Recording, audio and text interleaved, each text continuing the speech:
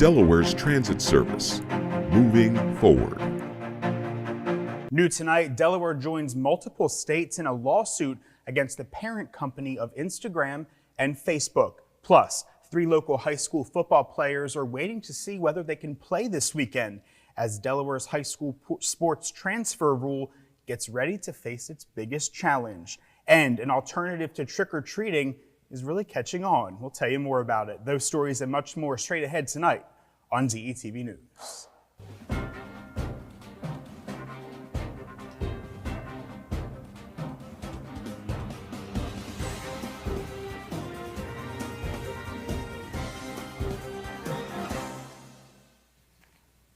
Good evening and welcome to DETV News. I'm Matt Ford. Thanks for being with us tonight. Making headlines today, calling Wilmington policing practices a, quote, abuse of power.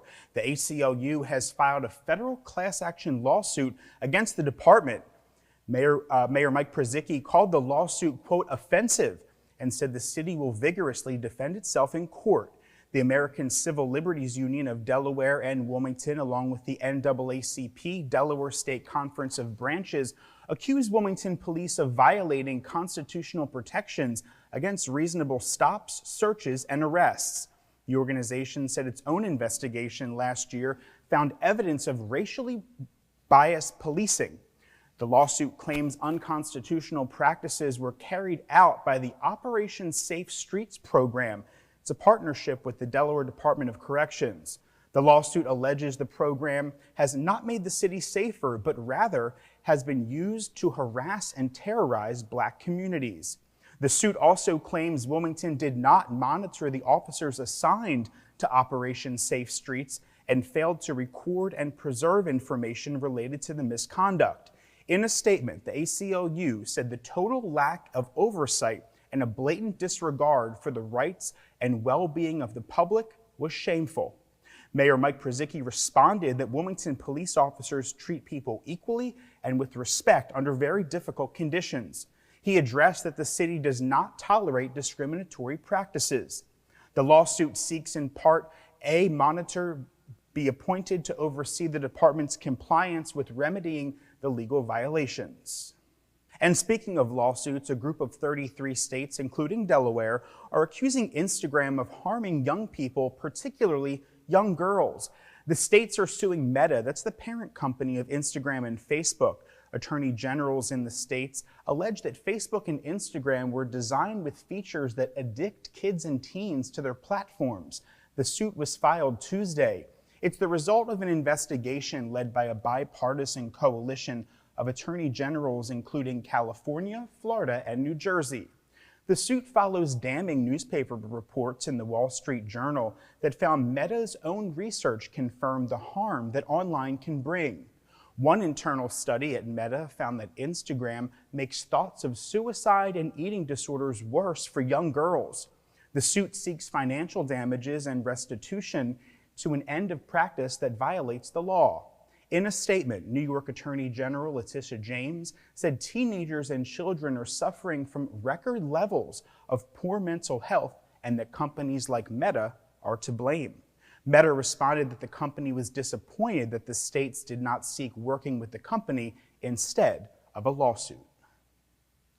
To Kent County now, where 2 men, one of which was armed with a handgun, carjacked a vehicle in the parking lot of Sam's Club on Route 13 in Dover. This happened Tuesday night. Police say the victim, a 26-year-old Magnolia man, was approached by the suspects around 7 p.m. One of the suspects took the victim's car, while the second man fled in a backup car. The stolen vehicle was a 2019 Dodge Charger Scat Pack with Delaware tag 223742.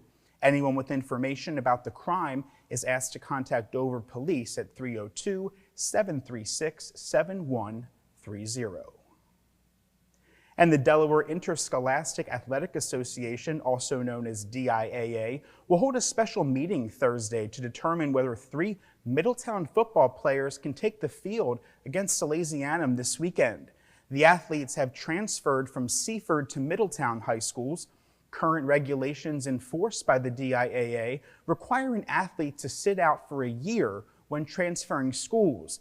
The athletic organization says the regulation discourages recruitment among schools, but at least 2 state legislators believe the rule actually harms young people, many of whom stay in school so that they can play sports. The 3 players applied for a waiver of the rule last month, but they were rejected by the DIAA Board of Directors. Legislators on a task force looking into DIAA practices said the boys should be allowed to play. This includes Valerie Longhurst, a Bear Democrat, and Democrat Nicole Poore, also of Bear. Waiver hearings are held in executive session, so the meeting is not open to the public. And Newcastle County Police are asking for the public's help in tracking down a burglary suspect. County officers are looking for 39-year-old Jason Geiser, seen here. Geiser has several warrants out for his arrest on burglary and theft charges. Police say Geiser has recently been active in the Cranston Heights area and other neighborhoods near Price's Corner. He's believed to be responsible for several burglaries of occupied homes during the nighttime hours. He's described as a 6 feet tall man, 200 pounds, with blue eyes and blonde hair. Anyone with information on his whereabouts is asked to contact Newcastle County Police at the email or phone number seen on your screen.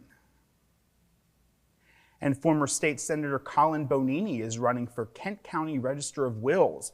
The current Kent County Register of Wills is Democrat Harold Brode, who won the position in 2012, but the seat is up for election next year. The Register of Wills appoints personal representatives to administer estates and assist the public in the preparation of all required forms. Bonini seeks the post after serving as a state senator in Kent County for 28 years before losing a 2022 GOP primary to Eric Buxton. Buxton then went on to win in the general election. Bonini is no stranger to running for political office. In 2010, he ran for state treasurer and lost to Democrat Chip Flowers by just over 6,000 votes. Then in 2016, he ran for governor but lost to current Governor John Carney. Bonini entered the gubernatorial race again in 2020, but lost in the GOP primary to Julianne Murray, who was ultimately defeated by John Carney. And Newark voters will head to the polls in early January to elect a mayor following the recent resignation of former Mayor Stu Markham. The election will be held on January 9th, 2024. Interested candidates may file petitions by Monday, December 11th to be eligible for candidacy. Stu Markham announced his resignation back in September after reportedly making inappropriate comments to his coworkers. His resignation became effective October 18th. The winner of the election will serve through April 2025. For more information or if you have questions, you are asked to contact the city's secretary office with the information seen on your screen. And Governor John Carney and Delaware's Chief Information Officer Gregory Lane announced high school and college students can register for what's called Cyber Start America and Cyber Fast Track programs. These national programs provide participants with the opportunity to explore their potential cybersecurity talent and assist Delaware students with gaining problem-solving skills that enhance knowledge post-graduation. With cyber attacks happening every day to well-secured, high-profile organizations, Lane says the need for this next generation to fill the skills gap in cybersecurity is so essential.